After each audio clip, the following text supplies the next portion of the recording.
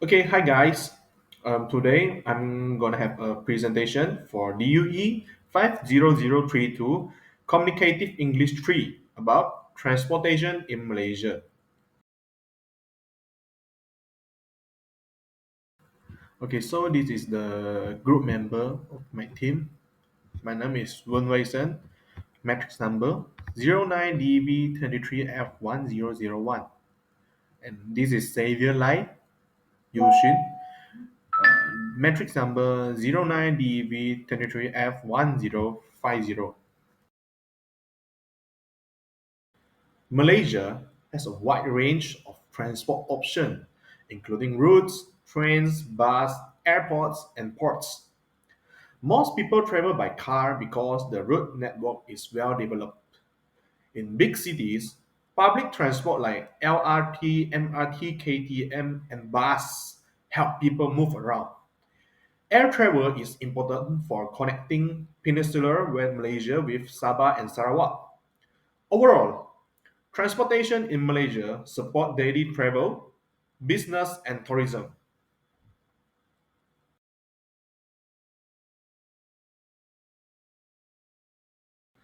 Okay, so here is the line graph that show new vehicle registration in Malaysia from 2020 to 2023. They have two lines, which is blue line stand for motorcycle and yellow line stand for car. So we will go first from blue line, which show that motorcycle. In first 2022, 2020, the quantity of new motorcycle that were registered in Malaysia is about 570,000. In 2021, it increased slowly to 610,000.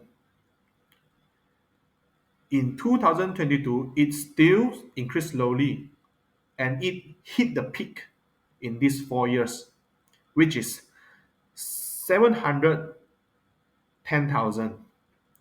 But in 2023, the motorcycle was decreased slowly to 640,000. Okay, for car, it started in 2020 and it get 540,000. But in 2021, it decreased a little bit, which is 520,000. But in 2022, it rising sharply, which is it hit 740,000 without stopping. In 2023, it made a new record, new peak. It made a new peak, which is 820,000 of unit units of car that registered in Malaysia. Okay, so here I have 2 points that I can touch, which is 2021 and 2023. Okay, we can list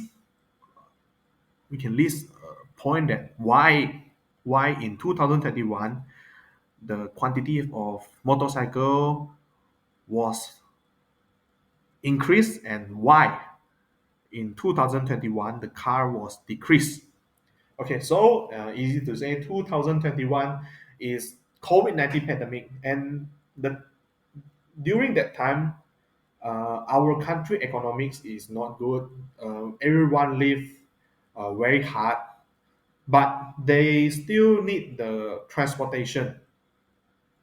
So during that time, is the pricing of motorcycle is obviously um, lower than car, so everyone will choose the motorcycle. Yeah. So in 2023, okay, why motorcycle started decrease and why everyone choose car? Because during that time, a lot of car company they started to launch and promote their economic car, which take a lower price to get the car. So everyone will choose car uh, compare with motorcycle. Yeah.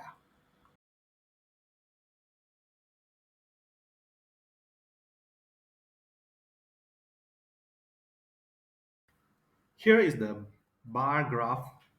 Uh, show that conversation of total registered vehicle in Malaysia 2020 vs 2021.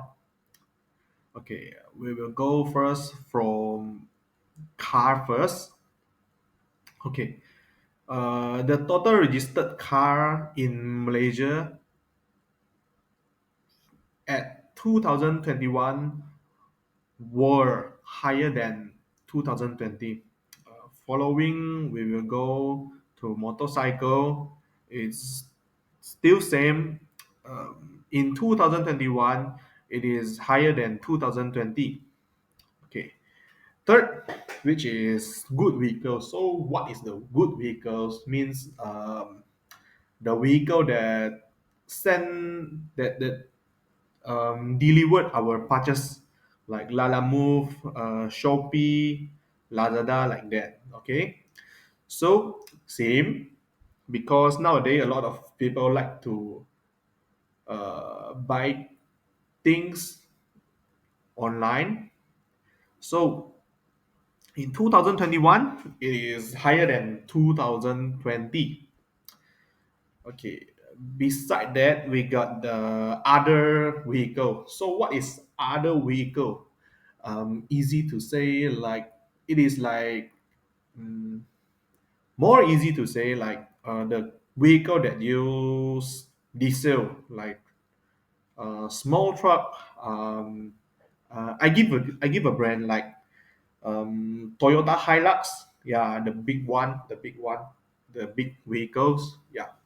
So in 2021, it become less than 2020 because this type of vehicle is more expensive and yeah, it use diesel. As we know, this nowadays diesel is very expensive. Yeah. Okay. Next, which is taxi. Okay, taxi it become less in 2021. Yeah. Before this, a lot of people use taxi, but nowadays a lot of people didn't use taxi. They use some, I think, rental car like Max. No, I think it's more easy to know is Grab. Yeah, Grab car. Okay. So next is bus.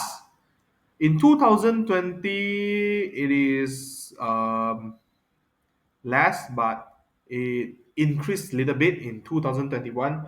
It is because in Malaysia, our bus lines is become more.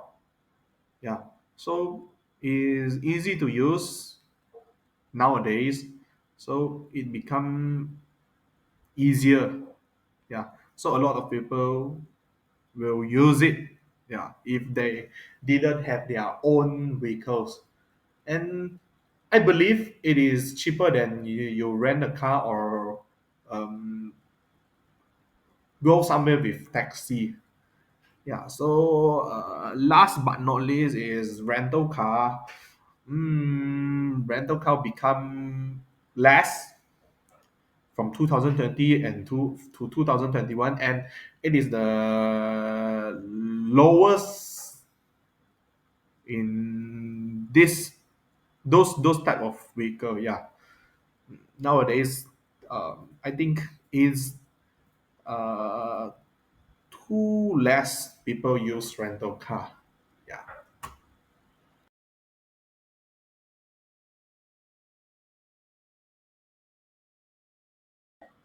Okay, here is the pie chart that show the new motor car registration by fuel type in 2023.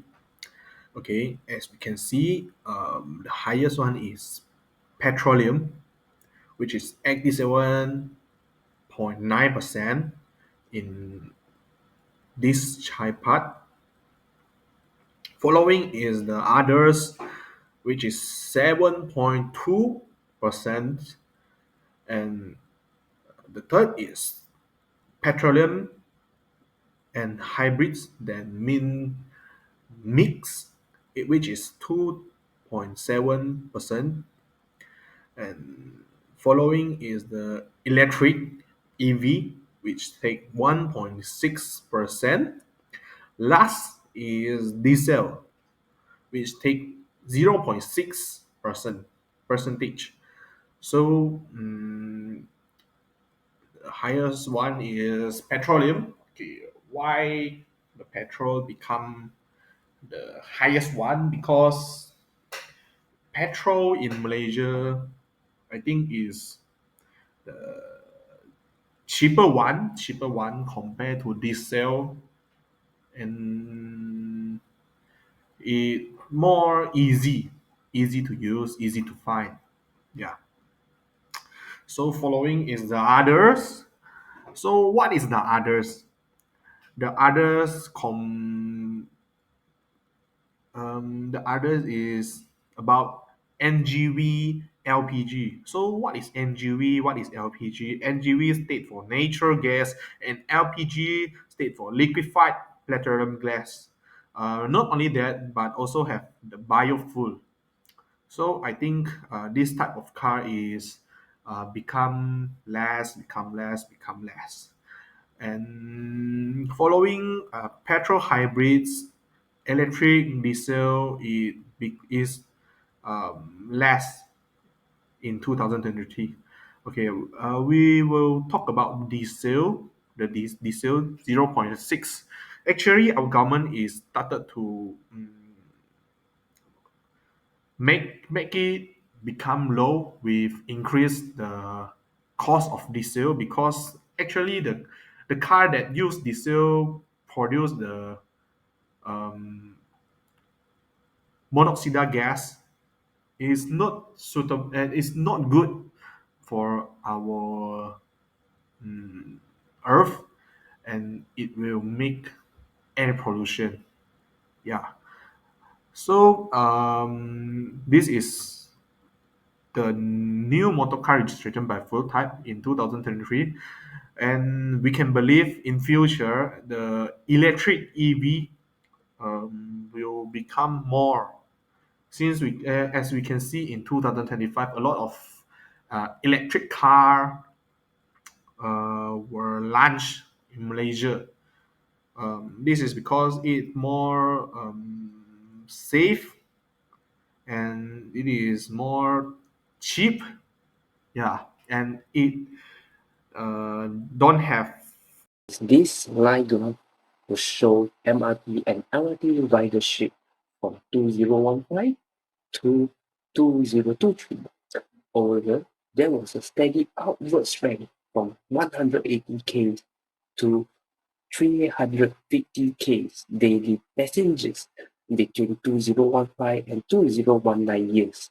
So presenting a significant increase of 94%.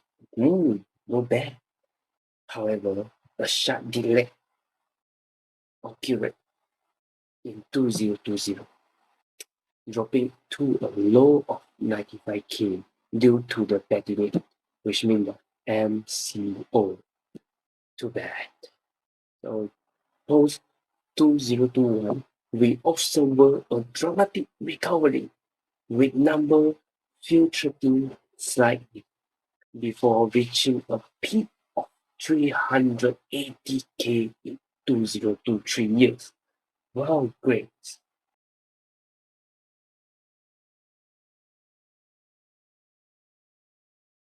Okay, for seeing this pie chart illustrates the proportions of public transport mode in KL in 2023.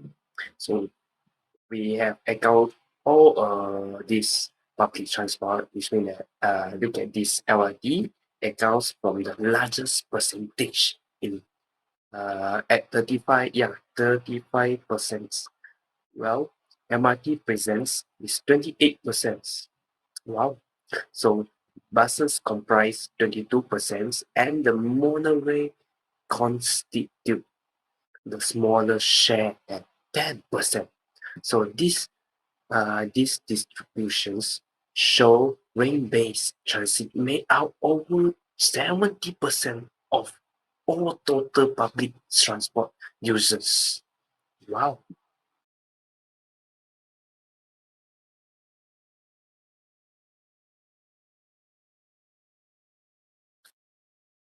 Okay.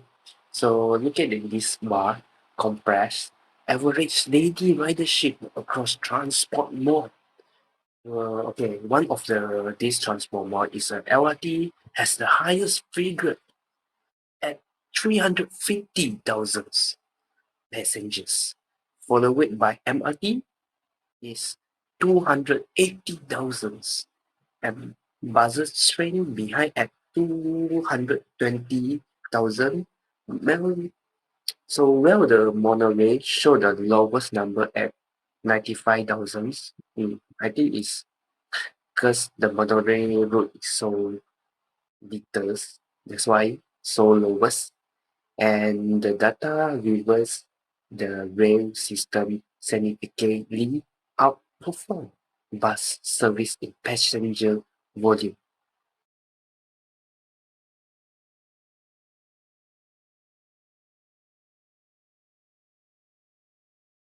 Okay, so next to the conclusions. In summary, our graph demonstrate three keys insight. First, public transport ridership has snow recently ground depends the 2020 setback. Second, rail system dominate KL's transit landscape, making up nearly two-thirds of a journey. So finally, cost and traffic overdance are the primary drivers of this shift. These trends indicate the continued involvement in rail infrastructure is correlated with measurable behavior change, suggesting a sustainable path to reducing over suggestions.